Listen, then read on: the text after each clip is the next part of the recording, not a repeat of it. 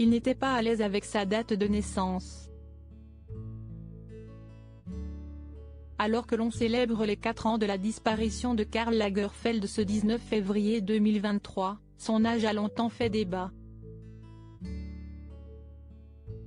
Le styliste avait longtemps entretenu le flou sur sa date de naissance, se rajeunissant souvent de 5 ans, et faisant croire qu'il était né en 1938.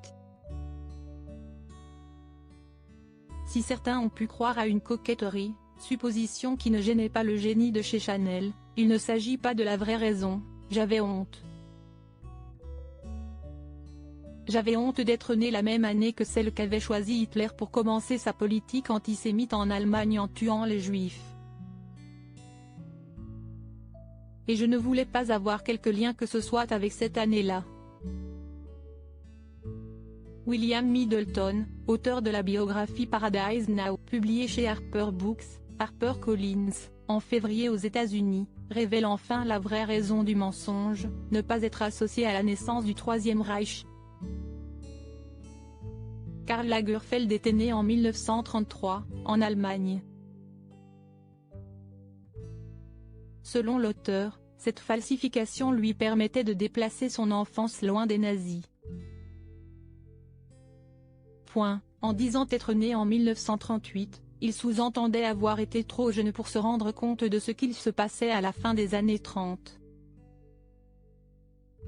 Selon une source du biographe, Karl Lagerfeld aurait tout simplement changé le 3 en 8 sur ses papiers d'identité, lui permettant ainsi de gagner 5 ans, et surtout de ne plus être associé avec l'année 1933.